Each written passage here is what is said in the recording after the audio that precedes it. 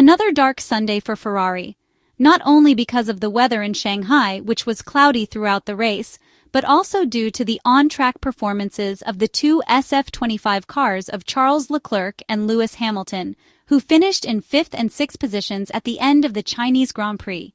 They ended up where they started, albeit with the two drivers swapped due to a significantly better pace from the Monegasque in the first part of the race. But it does not end there. To make matters even worse, less than 1 hour after the race, there was the official confirmation that both Italian cars were disqualified. The Ferrari cars of Lewis Hamilton and Charles Leclerc were disqualified from the Chinese Grand Prix for technical violations. On car number 44, excessive skid wear was detected. The measurements of the car's axes showed values of 8.6 millimeters, left, 8.6 millimeters, center, and 8.5 millimeters, right, all lower than the 9 millimeters required by Article 3.5.9 of the technical regulations. As for Charles Leclerc's SF25, the issue concerned the car's weight, which was found to be underweight.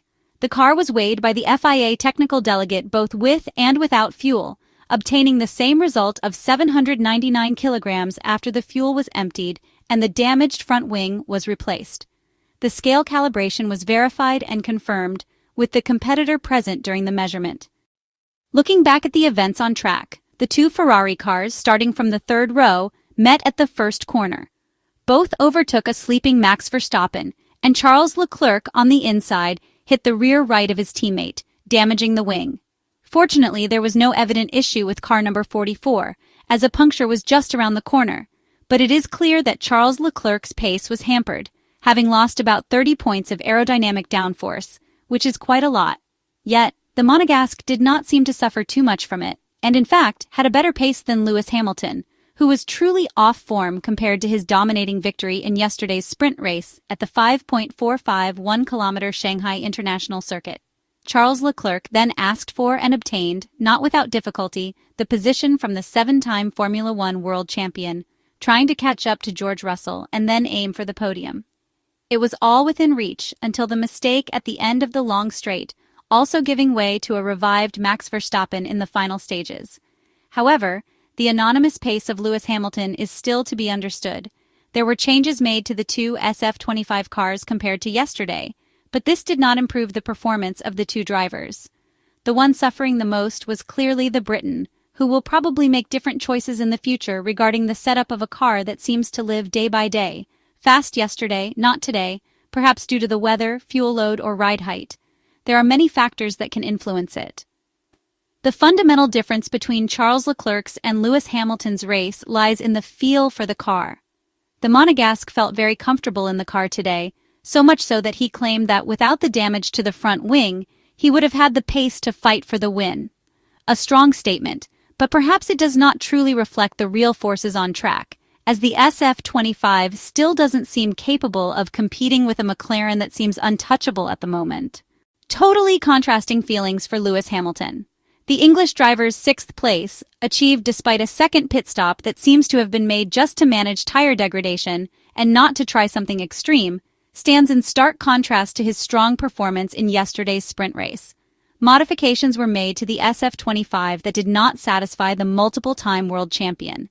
Lewis Hamilton explained that they had tried a different approach and that he was still happy they gave it a go, even though, unfortunately, it hadn't worked as hoped. He said the car had been competitive in the sprint, but after making some changes, they had worsened both in qualifying and the race. He admitted to struggling to keep up with the leaders and stated that there was a lot to analyze and learn from the weekend. The Briton pointed out that the pit stop was very penalizing due to the long pit lane, which added several seconds. In the end, he had fresh tires and was pushing to the max, but Max was able to match his times, which he found frustrating.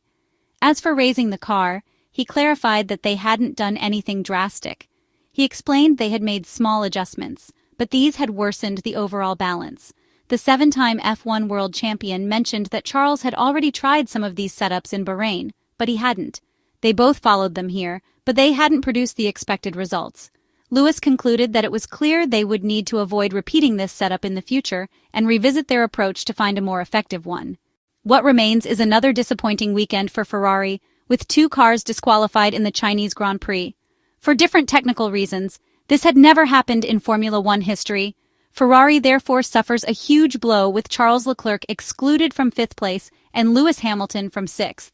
A heavy blow to the prestige of the prancing horse. After the double ruling made by the FIA's race stewards, Ferrari plummets to 5th in the Constructors' Championship standings, tied with Williams on 17 points. The Maranello team, which had boldly claimed to be contenders for both world titles, suffers an embarrassment it did not deserve. Charles Leclerc was removed from the standings because his SF25 was found to be 1 kilogram under the minimum weight of 800 kilograms. It was reasonable to think that Charles Leclerc's irregularity was due to the front wing damage sustained in the first lap contact with Lewis Hamilton. But that is not the case, because Joe Bauer, the FIA's technical delegate, after noticing the anomaly on the scale of car number 16, had a spare wing fitted. It could have been a way out, but it turned out even worse. The measurement showed an even lower weight. The disqualification was inevitable, and just a few minutes later, the second ruling came. Lewis Hamilton was also excluded. The floor of the red number 44 car was found to be more worn than allowed by the regulations in 3 different points, exceeding the 1 mm tolerance.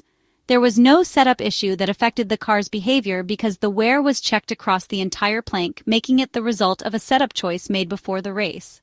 We do not believe this was an intentional choice that could imply sports fraud, but rather a dramatic error in the decision-making process. Ferrari, upon reopening the parc ferme after Lewis Hamilton's sprint race victory, was forced to raise the SF25, inevitably losing aerodynamic load. It is said that even 1 millimeter costs 0.2 seconds per lap. Clearly, Lewis Hamilton's car was not raised enough, which supports the theory that the two drivers had different setups. But it is evident that a serious mistake was made in the car's preparation process. There are precedents for both cases. Michael Schumacher was excluded from the 1994 Belgian Grand Prix after winning because his Benetton had worn the floor too much, while last year George Russell had his victory in the Belgian Grand Prix at the Spa-Francorchamps circuit annulled because his Mercedes was underweight by 1.5 kilograms.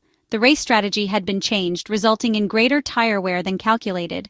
And this is the same reasoning Ferrari used in a statement.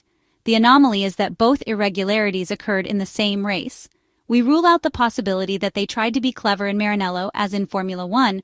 Performance is found by pushing the limits of every technical solution. What stands out is a glaring weakness in the team's decisions. The reality is that the Italian side shows deep cracks in its organization, which Frédéric Vasseur must identify and solve as soon as possible. How will Ferrari's top management react? This will not be an incident that can simply be brushed aside.